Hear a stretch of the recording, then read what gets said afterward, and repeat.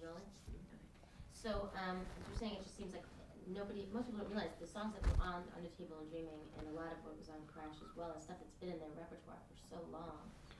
It has been. I can't specifically remember all of the songs that were on Under the Table or Crash. I know Crash was on Crash, but they were songs that they had been playing for quite some time.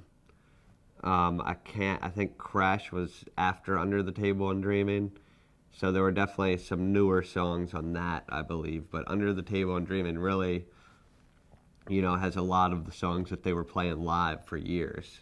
Do you think that helped, like, the recording process, just because they've had it so long, I think they knew it when they went into the studio. They knew what they were going to do. I don't know that I'm sure it helped the recording process, knowing the material. I would think, of course, would help it. But I think also they figured out, later on that they could go into a studio and write music together without having, this material that they had been playing live for a long time, which is definitely a big plus. Do you, it's definitely, when we're doing these interviews, everybody seems to keep mentioning, like, Crash as this, Under the Table Dreaming, yes, it was an amazing album, but, like, Crash, it felt like the band arrived, and, like, it was just, the album was amazing, it was up for a Grammy, it just seems like, they finally, would you agree with that? To be 100% honest, I can't remember exactly what songs were on Crash. I don't listen to the studio albums a whole lot. For what I do for the band, I listen to a lot of the live music. So if I had a list of what was on Crash in front of me, I might know better how I felt about the album. But I can't, like Satellite, I couldn't tell you if that was on Under the Table and Dreaming or Crash. I'm not real sure. Sorry. No, it's all right. Do you have anything else? Yeah, in the early days when you actually won't look at Okay. But talk about, were the sound checks kind of funky? Were, like, the early day kind of mishaps of arriving at these clubs and trying to get things together, not quite working out as soon. We have sound checks were, and when we were in a van and trailer, things could get a little funky. Sound checks sound checks were always fun. It's everyone's usually in good spirits and joking around and having a good time.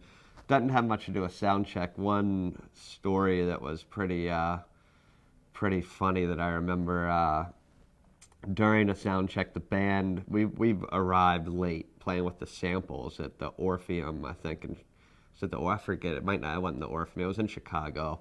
But Henry, Carter's drum tech, it was like his first week on the road with us, and we were late getting to the sound check, and so the band jumped out and rushed in and went into sound check. We had already set up, this was like a second day sound check, and everyone rushed in the door to get in there and get there for sound check, and Henry went to park the van and jumped out himself and left it in reverse.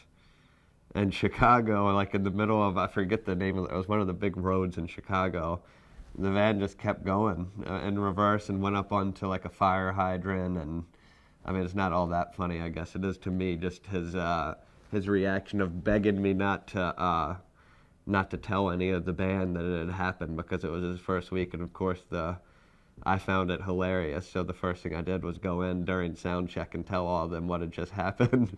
But I don't know, sound checks, I think in general were, there's, I don't know, there are not too many mishaps that stand out, but they were fun. I mean, sound checks have always been a time where you have the place to yourself without all the people there, and the band's very relaxed, and everyone's just relaxed and doing their thing, and it usually turns into you have sound check scheduled for about 30, 45 minutes. It usually turns into an hour and 15 because everyone's having a good time, just messing around. So sound checks can definitely be they can be a lot of fun, but I don't know.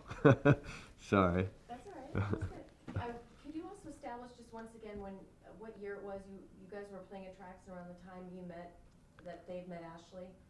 I think that was definitely in like probably I believe Dave and Ashley met somewhere in the ballpark of end of 91, maybe 92, 93. Sorry, I know it's a bit of a range. I mean, if you would just say, we were playing at Tracks and on Tuesday nights, and some of the girls from Sweetbriar would come down, and that's yeah, when okay. I first met Ashley, just to kind of set her up. Yeah, I think we were playing shows on Tuesday nights at Tracks, and a lot of it was small at the time. There weren't many people who were coming at that point, and there was a group of girls from Sweetbriar who would come up and see the band, and the band wasn't really much of anything yet, and everyone just became kind of friends with them and hung out as a group, and people got to know each other, and I think that's really where Dave and Ashley started. They became friends, mainly, and then started talking more and more, and it developed into more. So I think that I think I'm right. They might both choke me to death after hearing this. So. Who was Ashley? Just to establish, she was a college student. Ashley was You can say her last name too. Huh? You can say her last name too. Oh, do I have to? Oh, you don't have to. Okay. Ashley was a student at Sweetbriar who would come up with friends to see the band play at Tracks. Perfect. All right. If you would just, the first official tour was in '93, right, with Toad the Wet Sprocket?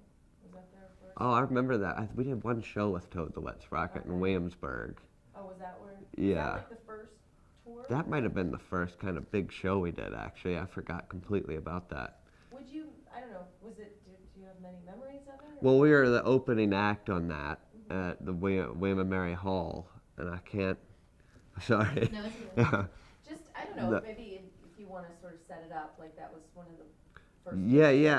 I do think. I just recalled that I think one of the first big shows the band played was at William and Mary Hall as an opener for Toad the Wet Sprocket, and that might have been as early as late '94. I'm not positive. I mean, it could have been. I don't know the dates of it, but I remember that walking into that venue and thinking, "Wow, this is a big show." There were a lot of people there. I don't know how many people William and Mary Hall holds, but I recall that as being a time that everyone felt like that was a huge show to go in front of that many people.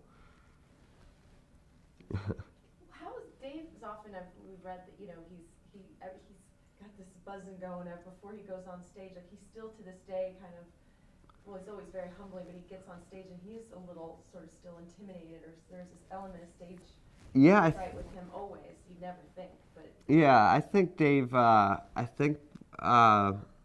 Dave and other band members, and I think a lot of people in the organization still get extremely nervous, right about when, probably 30 minutes leading up to the show, everything seems pretty normal till about that, usually at 7:45 the opening act ends and you have about 30 minutes till the band goes on, and I think that is when everyone gets kind of a little bit on edge, just not on edge necessarily, but just butterflies and nervous, and Dave, to this day, they have lavalier mics and ears they can communicate between songs. He still can in the middle of the show become exceptionally nervous, and I think he definitely leans towards Carter, quite a bit on that.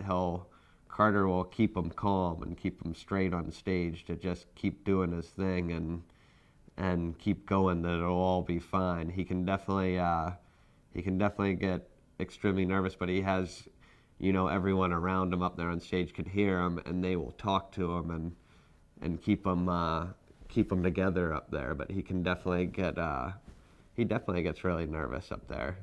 still to this day. It's not something, I don't know that it's something that you could ever lose. I think the noise and the energy of that many people in front of you is enough to give you a heart attack. Can you also describe Dave's voice? Maybe to someone who's never heard his voice before. He's got Oh, I don't know how I would describe Dave's voice. Wow. I guess I don't.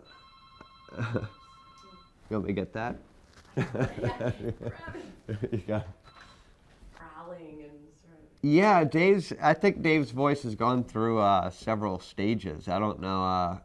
It was much. It was definitely a lot higher. I guess, or it seemed a lot higher when the band first got together. When I listened to tapes of tracks in the Flood Zone from '92 and '93, honestly, I can't remember it sounding exactly like that. It kind of sounds like the Chipmunks, but just because it sounds so different, and I think I know that I kind of prefer his voice now. I don't know a good description though. I feel like it's gone from. I used to kind of like hear parts of Sting a little bit in it. I don't know. I don't have any great descriptions for his voice. It's definitely gone through some changes though from when the band started. But I don't think for the worse. I think it's just natural. As you get older, things change a little bit. But I think if I was a singer and my voice was going to change, I wouldn't mind it to change and sound similar to that. So I don't think there's any real issues with it. The other thing was the H.O.R.D.E festival. The H.O.R.D.E festival. God, I can't believe I didn't think of that earlier. The H.O.R.D.E festival is definitely, I think, where the band started to take off a little bit and excel. That was exciting for us. I'm not going to go too far into it. I can't say our first day arriving at the H.O.R.D.E was exciting for us. I think it was. I think we were a little taken back and thought we were just going to be treated real poorly the whole time. But I won't go too far into that. But that was exciting for us. I mean, that was the first real summer we went and did amphitheaters. And that's why I knew I was skipping over some festival stuff, because that was definitely big for Dave Matthews Band.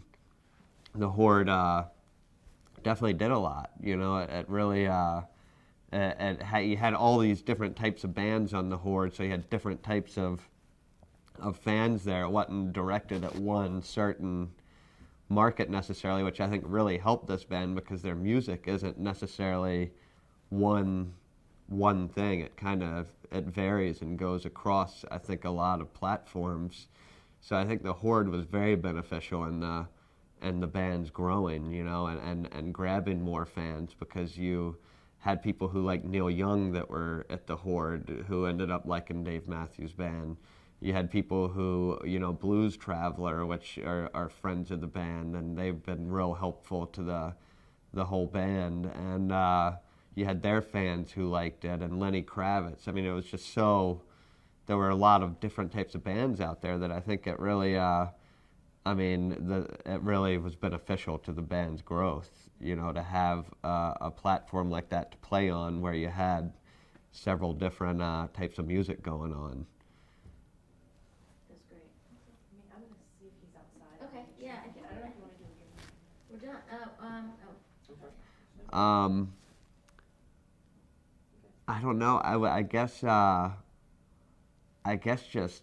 As corny as it sounds, I think just life in general drives him.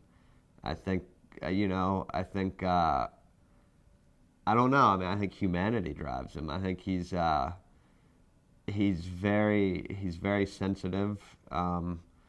He can put himself into so many different places. I really think. When I say that, I think humanity drives him. I think he can put himself in a position that he's not necessarily in himself, but he's very understanding of of what people go through and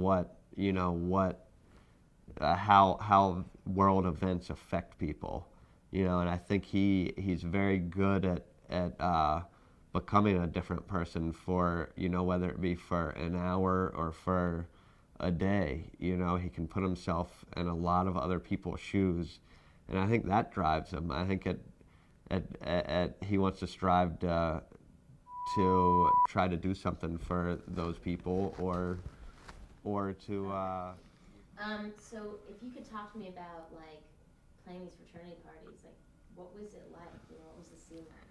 The scene was usually fairly, it was fun. I'm sorry, we're talking about, I'll repeat that a little bit. We're playing at fraternity parties was it was fun. There were some interesting events. I remember one fraternity at the University of Alabama where I thought that the 8 of us that were there, being the 6 band members on stage and Bagby and myself, were gonna get in a fight with with a fraternity house down there because it was just it was really, really hot in this kind of basement of a fraternity house in Alabama, and we had been traveling for a good month or so without too much time off, and I think one of the guys decided that he was gonna moon the band and kind of pulled his pants down and walked right up to the front of the stage, and Dave, who is very, very calm and cool-headed, was just over it, was just frustrated, and went up and just kicked the guy. And it got ugly for a few minutes there, but they realized that it was more on their end that they had screwed up, and the guys who were kind of in charge of getting the bands into the fraternity, we talked to them, and it ended up the show kept going, but it got sketchy for a few minutes. That was an interesting one. I'm sure that guy has a great story to tell nowadays, that he's been kicked in the ass by Dave, but or he's gotten his ass kicked, I guess. But I don't know. There were some funny ones. I mean, for the most part, it was typical, fraternity life, shows. There were a couple that I think I can comfortably say there were a couple fraternities that everyone enjoyed going to. The guys were really friendly, and I mean, a couple at Georgia, University of Georgia, those were fun. I just remember specifically 2. I don't know the names of the fraternities, but I remember one of them had like a garage out back where they had bands. Those guys were always great, and there was plenty of room. It was never so crazy packed in there. So it was an experience, definitely. But again, I think that helped build character.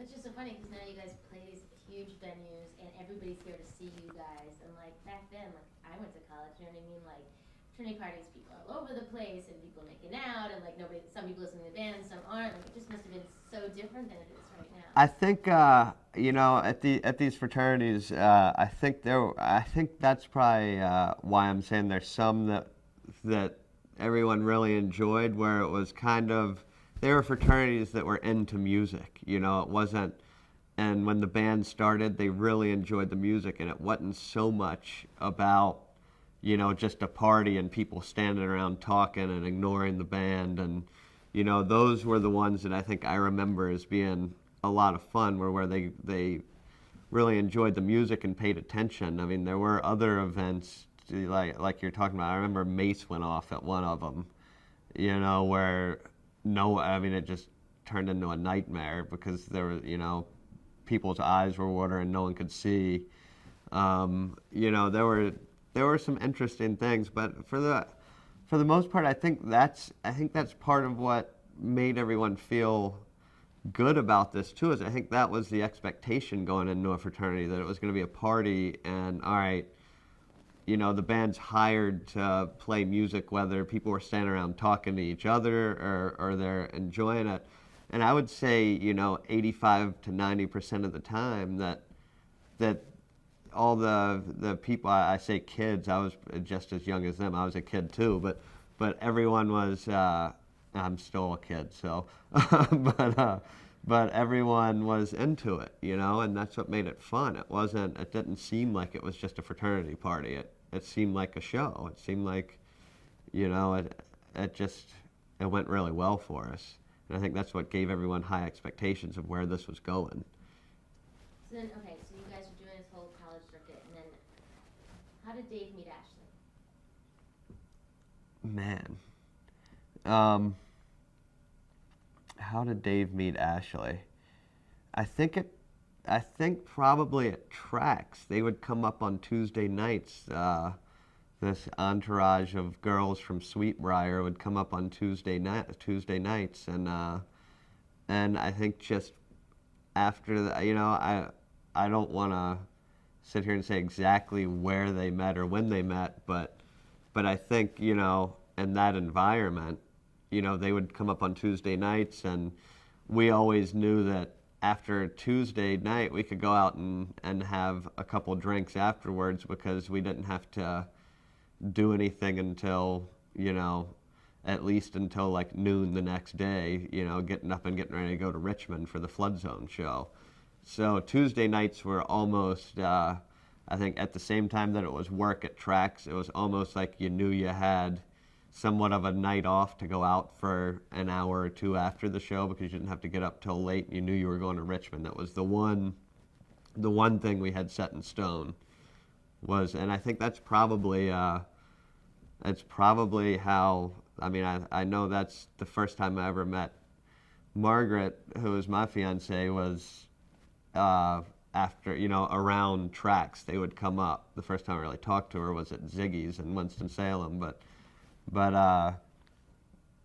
yeah, I think that's probably, I think Ashley and Dave met, from the shows at tracks pretty much, and the girls from Sweetbriar coming up and seeing the shows. They were fans from the beginning.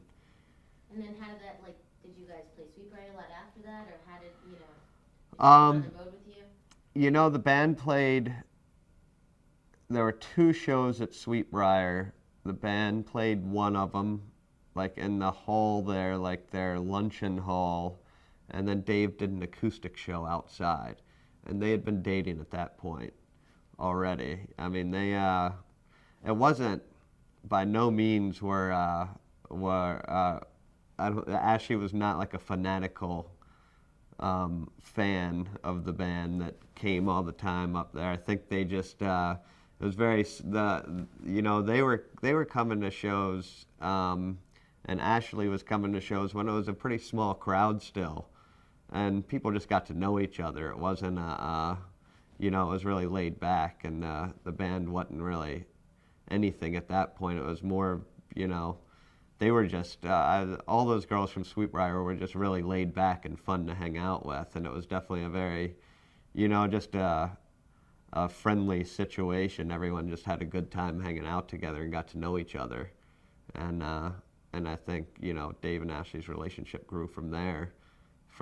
Started, definitely on a friendship level, just knowing each other and passing and talking more and more, and just seemed to hit it off really well. You just mentioned that Dave had done an acoustic set down there. Did that happen often, that Dave would do an acoustic set? No, Dave didn't do. He didn't do so. I mean, Dave would do acoustic sets mainly for radio shows. On air radio shows in the mornings before shows that we would do in different cities. And he would do an acoustic thing every once in a while, but not all that often. He did that one at Sweetbriar, and I don't know how many at that point in time he had done. Did you ever know Dave as bartending at Miller's, or was he still doing that when you got involved? I can't say I knew Dave as a bartender at Miller's. I'm sure I might have been in there when he was bartending. I don't know that we knew each other very well then. So he probably stopped bartending before the band. He wasn't still bartending now when the band I don't know if he was still bartending right when the band started. I don't think he was. It was very around the same period of time as the band got together that he started focusing in more on the band than the bartending. And what about acting? Was he still doing any theater around the area? I think he was doing some theater around the area, doing plays for live arts. I'm just curious. So earlier you were talking about we're going to shoot the Red Van. I believe it's still on. Yeah. So can you tell me about it? Like, all of you guys were crammed in there. Was it dirty? Did they keep it really clean? We in the Red Van. There's there's so many. It was a life-changing experience being in the Red Van. I think it's one of the things that brought a lot of us really close. I mean, it's you definitely it definitely feels like a family. I remember being so exhausted and so tired from being on the road. I have one story that was pretty funny, and it just obviously realize why it stands out in my head. We were driving from, I believe, from Charlottesville we were leaving the flood zone. We played the flood zone on a Wednesday night, and we were going to Georgia on Thursday. So we woke up, and I was sleeping in the back seat of the van across, I had my legs across Dave in the back seat of the van, and Boyd at the time had this amplifier that sat on top of his violin rig that weighed about 25 pounds. It was like a metal, almost like, armor, like a metal box that was like an army box or something. And it weighed about 25 pounds. It was an amp. And we had, at that point, we were putting all of the band gear in the back of the van. And that thing came, someone hit the brakes and it came flying down, and the corner of it hit me right in the bridge of the nose. And at that point in time, we were so exhausted. I'd been on the road so long. I woke up and went back just ready to go at it with Dave. I thought in my sleep, this is how crazy things were at that point in time. I thought David just cold clocked me in my sleep and punched me in the nose. I didn't know what had happened. I came from a dead sleep and just ready to go at it with him. And when he saw my look and me coming at him, he's pretty twisted about things like that. He found it pretty hysterical. I don't think he stopped laughing for about 40 minutes. And then this thing had come down and crushed the bridge of my nose. But that's, and the van was just, and we lived in it. It was definitely interesting, but it was fun. I wouldn't change that at all, because it definitely brought all of us very close. Somebody was telling us about how there was a bag of sandwiches in it at one point, and somebody was trying to clean it up, don't touch that has a place and everything. The food. I mean, there was definitely food under the seats in the van. I mean, it was a mess. It was just a wreck, and you never did know you're right. You didn't know what you could throw away and what you couldn't throw away, because someone would get upset that you threw this away, and then people would be upset that it hadn't been cleaned out. And I mean, it was just, it was, a bunch of guys in their, 20s and, early 30s maybe. It might have just been late 20s and early 20s. And, living in, 8 people living in a van. I mean, one guy in his 20s in an apartment is bad enough. So it was pretty, it was pretty disgusting. How long would you guys be on the road before you come back home? At that point in time, I think we'd be home. I mean, we'd come home for the Tuesday night shows at Tracks. That didn't go away for a long time. So it was kind of, everything was based around making it back for Tuesday night. So not much more than a week usually. And then you would take off again Wednesday? Yeah, but then you'd leave. So you had one night at home. And it was one night at home. And so you never really felt like you were back in Charlottesville. And I can't remember exactly when the tracks thing went away, and we went. Once we started moving out west, as when the tracks thing was kind of done with at that point, because it just was impossible to make it back. So I mean, that's kind of crazy. You have like all these guys, in this van, traveling all this time. Like, what was the morale like? It was, everybody wasn't the best mood all the time, the worst mood, but like, how did everybody get along? I think when we were in that van as a group, it was very easy to be grumpy as a group with each other.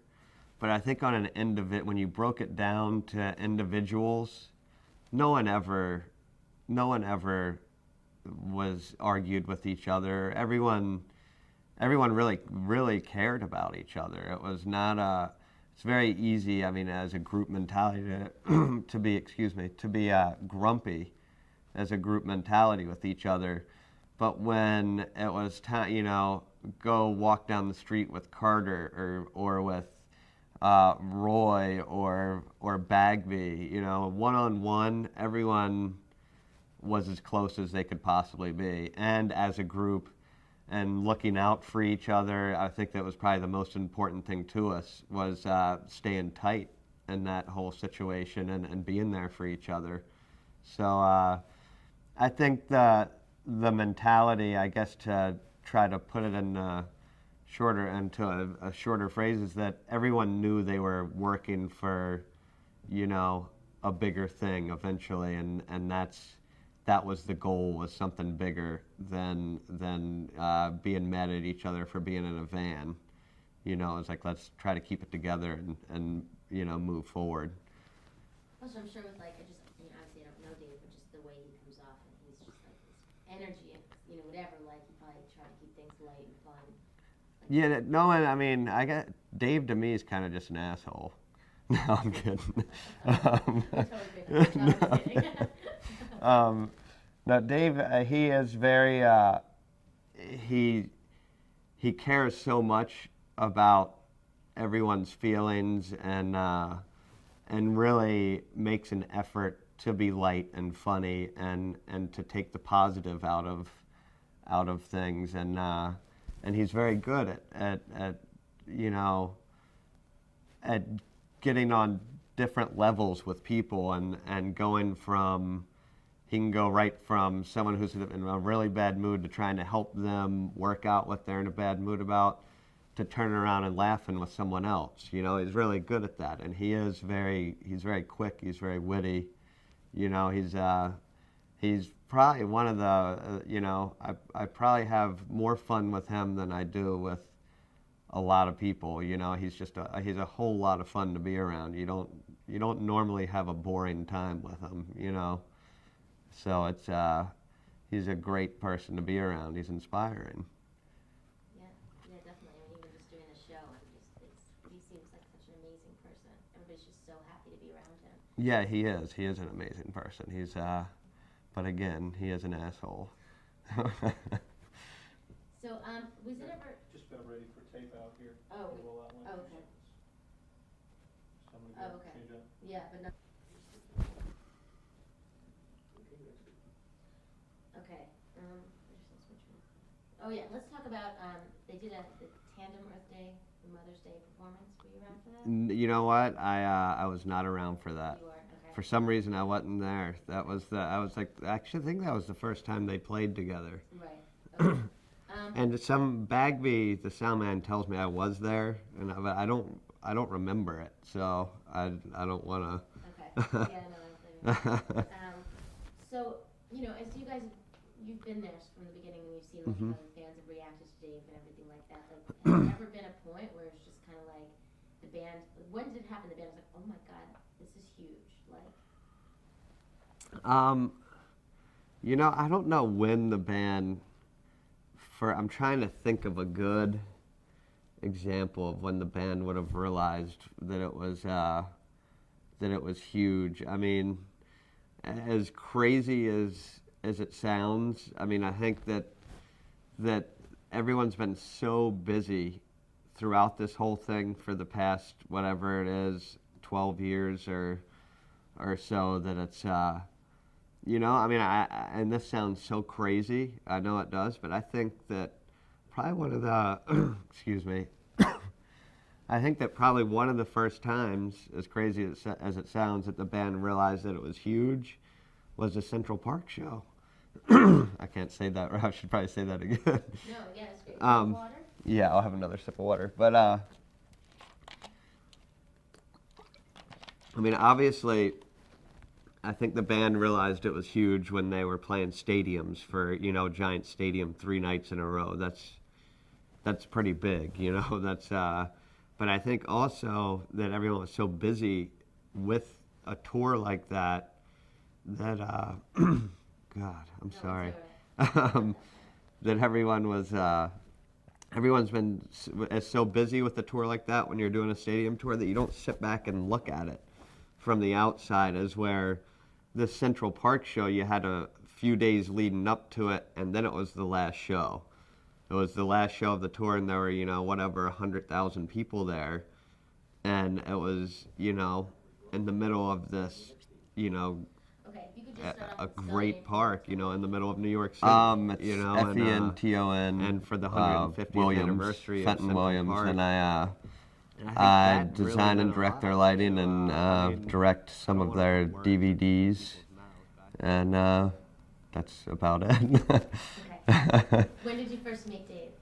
I met Dave in 91, I believe, 1990 or 91, around Charlottesville. You know, I either met him the first time at Miller's or at Trax when the band started playing there.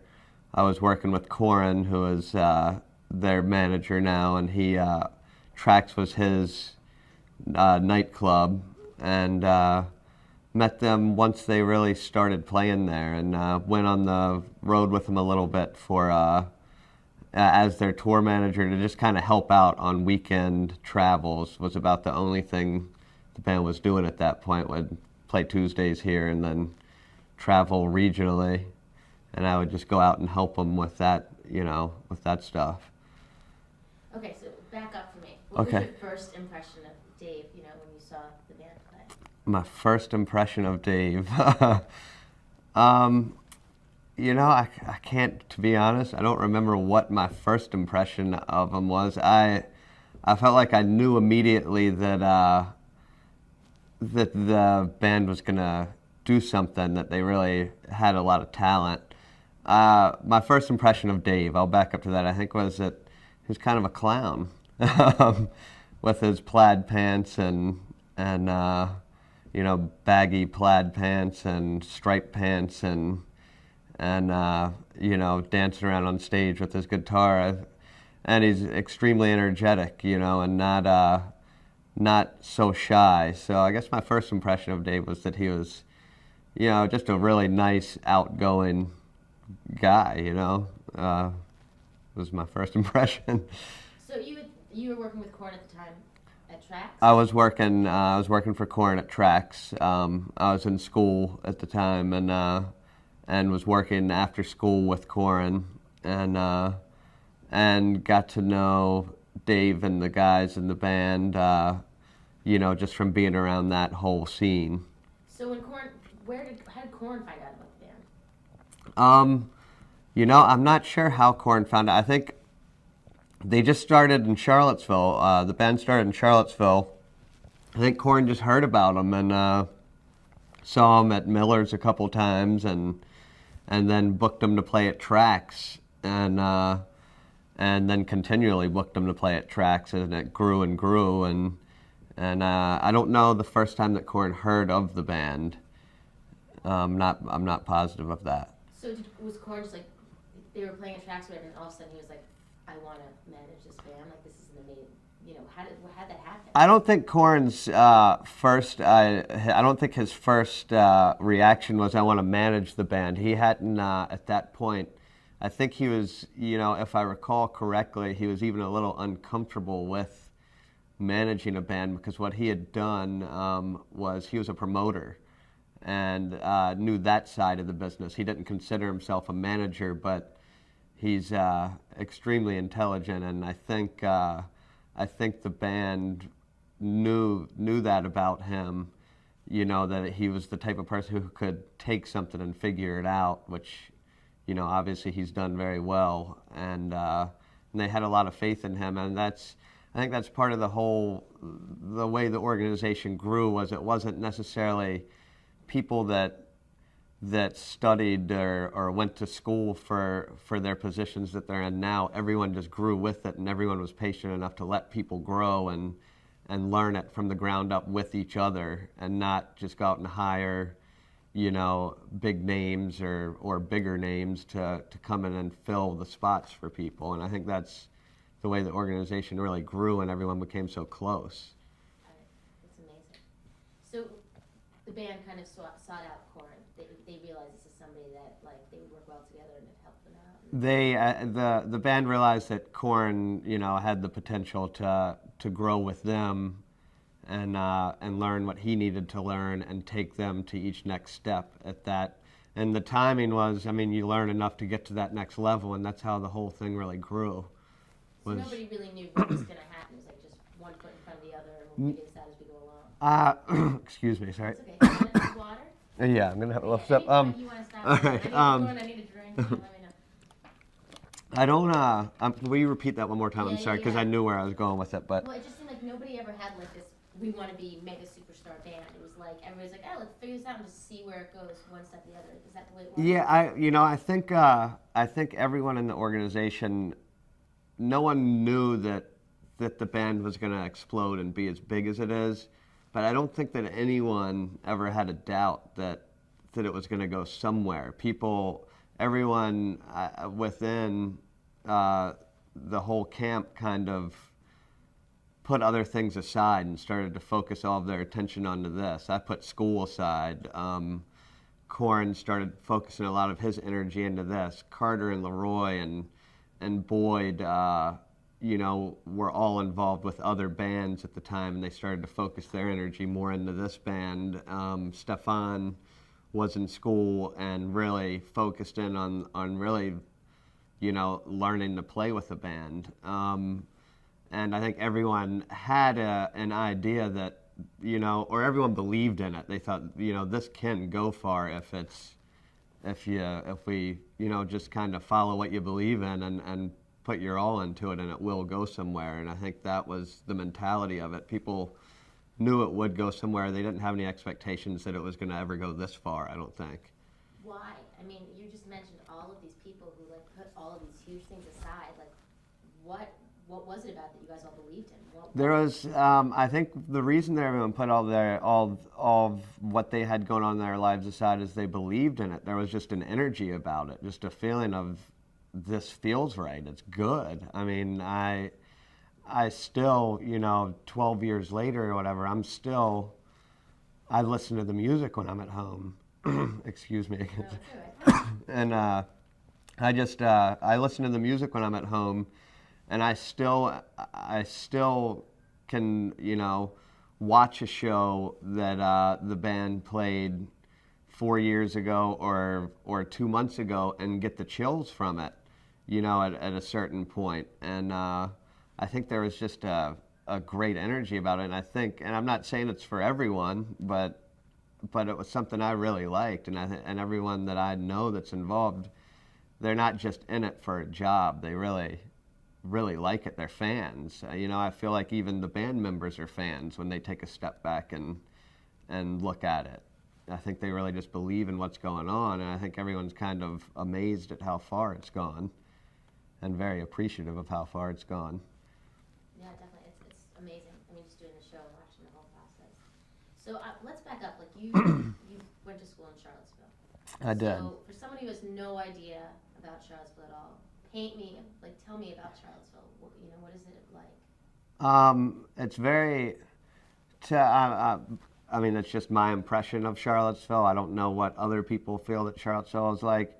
I feel it's a very accepting place for all types of people. I feel that Charlottesville, you know, it's where, you know, in Virginia, kind of, you know, when people think of Virginia, I think they think of a very kind of maybe Republican type of state. I'm not positive of that, but from traveling around the country, when you tell people you're from Virginia, that's the impression I get.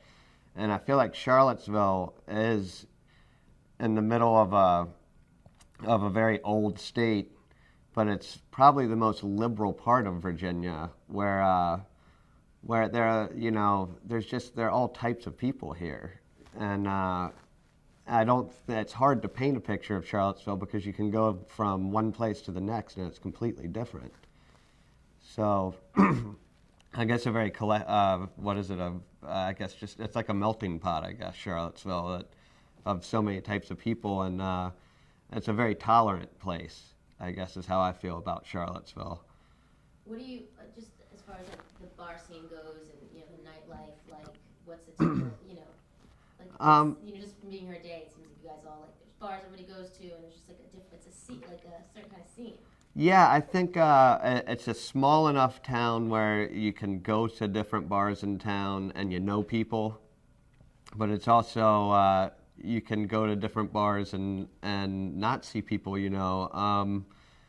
I don't know a whole lot. I mean, I don't know how much of a scene it necessarily is. I guess it could feel that way, when you... Scene was probably the wrong word. I mean, more like it just, like what's the vibe of like, the bars and the city, and it's quaint, and the colors.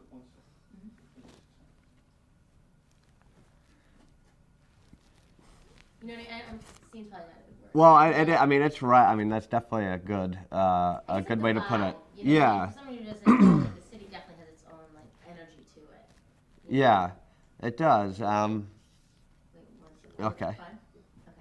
Okay.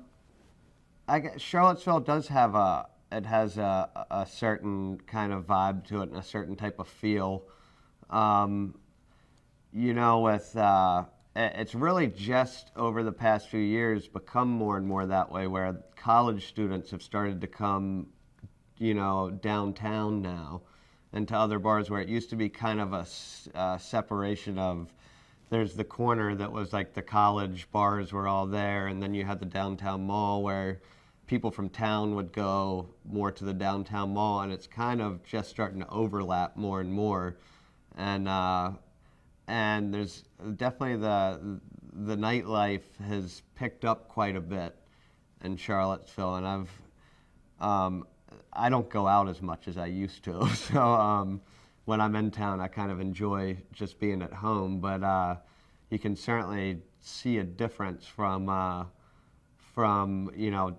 even 3 or 4 years ago of just again. I mean, I hate to keep using the word, but the energy in Charlottesville seems to be there's a lot more going on, and it just feels, but it's also quaint. I mean, it's very quaint, and you know everyone, so it's tough to describe what going out in Charlottesville is like. You certainly know a lot of people, but there's certainly a lot more people out nowadays than there used to be.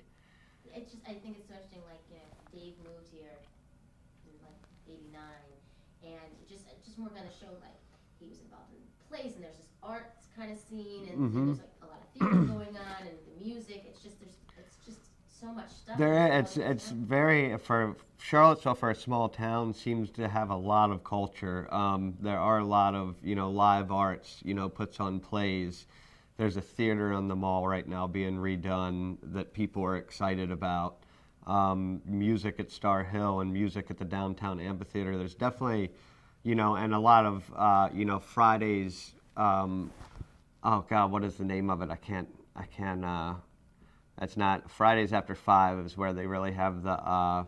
Fridays After 5 is where they have music on the mall, like the first. Or I don't even know what the schedule of that is, but then you have First Fridays, which is an art show. People definitely go, support the arts here, and there's definitely a whole lot of people pushing to get people out and support the arts more. And I feel like even where I grew up, I mean, I really like where I grew up, but compared to where I grew up, I feel like there's people aim to younger children here to get them involved in arts more. And that could be all over the place. That could just be when I was young, I didn't feel like I was necessarily pushed so hard into the arts. And it could be the environment that I'm in now. I feel like I see children getting pushed towards, supporting music and painting and drawing and any type of arts, which is a great thing in Charlottesville, that people are very supportive of it and push children to do that. Yeah, definitely. I mean, it's not. I don't think it's an age thing at all. Like, I don't think most cities are like this. Do you know what I mean? Yeah. I just from an outsider's point of view, I just think it's amazing that all this is going on here. Mm-hmm. Will you back up? If you could just tell me, like, when you first started seeing the band, like, they had regular gigs at certain places. They did. Can you talk to me about that? Yeah, the band started really with a Tuesday night show, every Tuesday night at Tracks. And I was, excuse me, I'll start that again. The band started every Tuesday night at Tracks. They had a weekly show there. And I was working with them at that point. And it was kind of a Tuesday show. Then we would go to Richmond on Wednesdays, and that eventually turned into a weekly show as well at the Flood Zone in Richmond. So our schedule at that point in time was Tuesday Tracks, Wednesday Richmond, Thursday could be like Harrisonburg, then Friday could be potentially like Athens, then Saturday like Williamsburg. It was a pretty crazy all over the board schedule, mainly focused in the southeast, up to, Philly. Like Philly came a little bit later, started to make our way a little bit more towards the northeast and New York and Boston and all of that, but it was very much at the beginning focused on fraternity houses and small clubs from Virginia down to Georgia. And the traveling was pretty grueling at that point because you would finish a show at 2, and then you'd have a couple beers, which I was actually at that point I shouldn't have had a couple beers. I was only 20, so and Stefan especially was I think 18 at the time, so he had to sneak in some of the clubs, but it was a very grueling schedule at first. It was, I can't imagine looking back. I haven't ever. I think about it all the time. I've never taken the time to look back and see how those first few years from like when it really started picking up end of '92 to mid '95. I'm real curious how many shows we were doing a year at that point, because it had to be a phenomenal amount of shows for a year. It was, but the traveling, I mean, those shows were always fun. I mean, because it was almost like you were on a circuit where you knew the people at Ziggy's, you knew Lois from the Bayou in D.C., you knew everywhere you went, the Flood Zone and Tracks, it was a little family everywhere you went, and you just kept going back and back and getting to know people better, and it was just it was definitely, it's not something right now I'd want to do all over again, but I wouldn't change it. If I was 20 again, I'm sure I'd love to do it all again. It was it's not something I look back on and regret by any means. It was a lot of fun. How did you guys get around?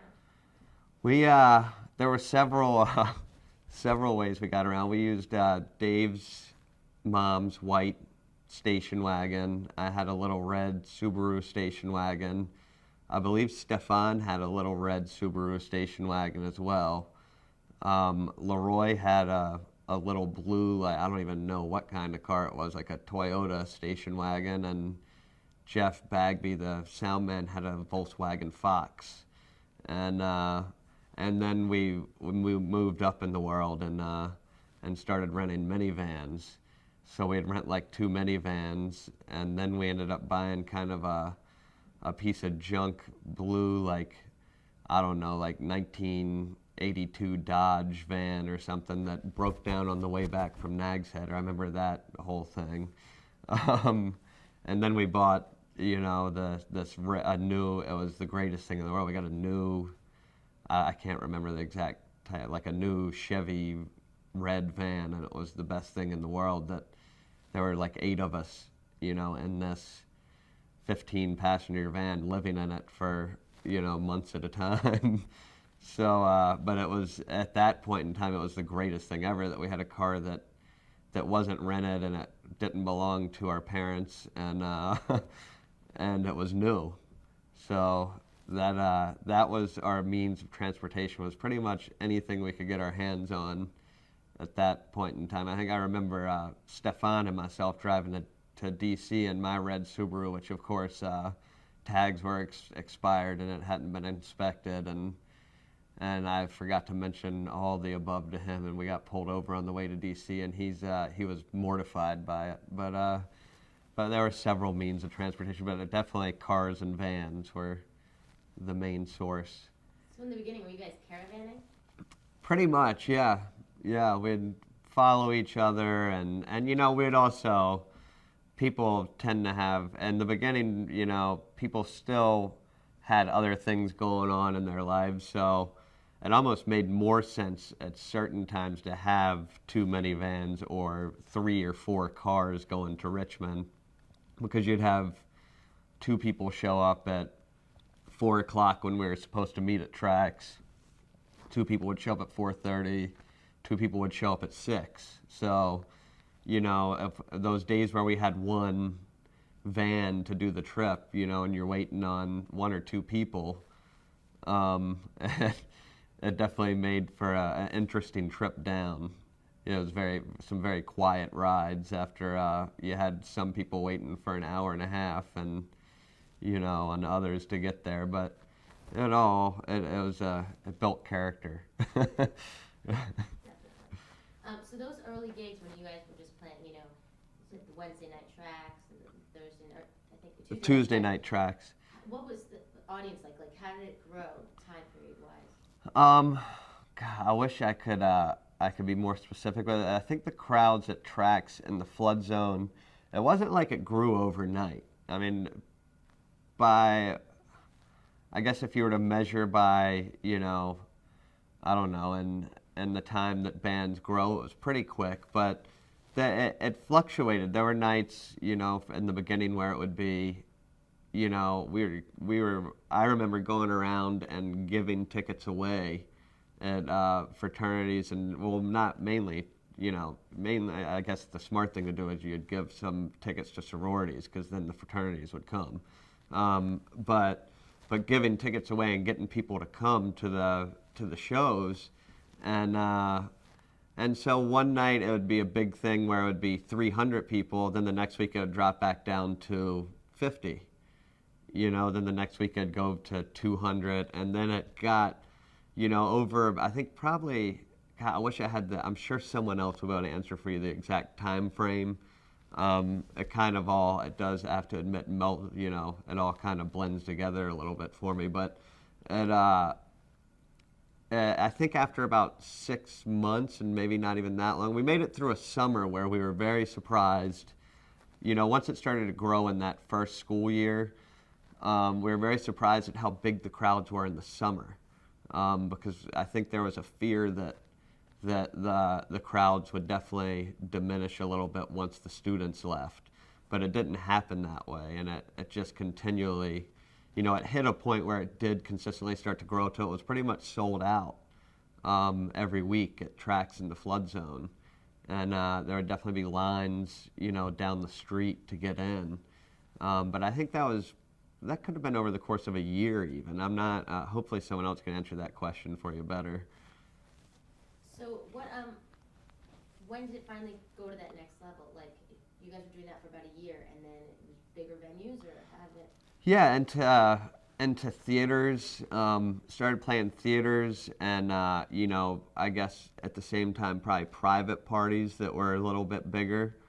So I think the jump was from clubs to theaters, and then we did a tour where it really exploded with Big Head Todd and the Monsters, is where Dave Matthews Band really seemed to really take off on that tour with them, and they're friends of ours, and it was a great tour, and that's really when the band you know, you had the feeling that it was really going to go somewhere because people were excited when the band would come on stage, and you could just feel it, that it was, you know, people were really getting into it. I wish I could remember our first, I think one of our first really big shows was the Richmond Classic Amphitheater, which I think it holds like 10 to 12,000 maybe, and it was just huge. Or no, Browns Island were probably some of our first big shows, which were, I think, probably 4,000 to 5,000 at those at that venue. That was a festival. I guess I'm skipping over a whole phase of festivals that we kind of did with other bands that really helped out. When were you guys doing festivals? Do you remember the year? I don't remember the year we were doing the festival. Sorry. No, it's okay. And what was like the demographic of the fans? Like, what, you know? The demographic of the fans, you know, it was pretty much college students. You know, anywhere from, you know, 18 to 22, I think, was the, you know, the main age group in there, and it was definitely a lot of college students.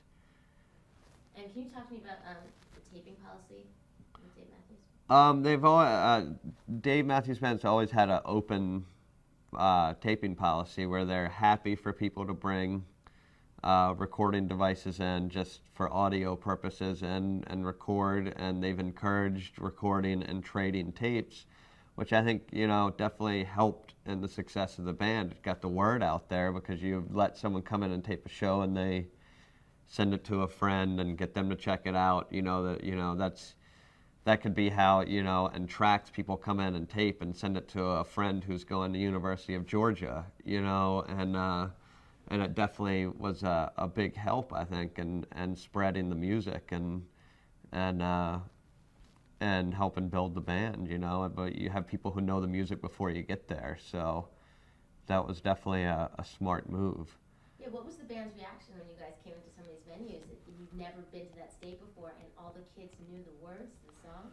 I think the band's reaction was, I think they were blown away that people knew the music and knew the words. I mean, it wasn't always that way. There are definitely shows where they didn't, but it happened pretty quickly that they did know the words and they did know the songs, and I think the band was just taken back by that. They didn't know exactly what was going on, I don't think. The fact that you do all of their, you know, lighting and everything, you've seen how their stage show has progressed over the years. I have. What was it like back then? Like, what did it consist of? What was setting up for the show?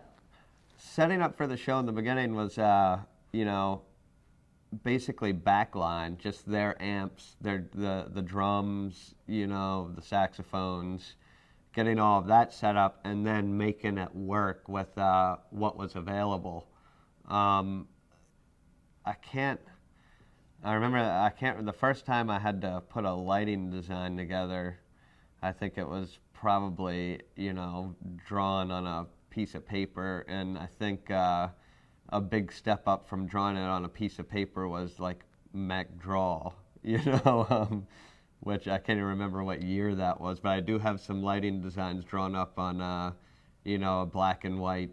It was an old black and white computer that had MacDraw on it, which was just a drawing program, and I mean, it's gone so much further than I think anyone ever would have thought that it was going to. But in the beginning, it was just using what was available and what the clubs were nice enough to give you. You know, I think some would not let you use their moving lights, and if they liked you, they would. But moving lights were very new at that time as well. So it's definitely come a long way from where it started. Yeah, definitely. You guys have played, I mean, I've heard the most randomest places. Can you tell me some of the craziest venues you've played, or like, you know, high school graduation, or like, is there any other? Oh, I remember in Baltimore, Maryland, playing a high school graduation party out in a person's garage. That was a pretty random place. Where else has been pretty random? God, I wish I could. I mean, just a lot. I mean, obviously a lot of fraternity houses, but a high school graduation. We played. Oh, well, we played at another high school called Woodbury Forest. Several high schools. Those are probably the most random, or the high school shows. And well, definitely some like debutante parties.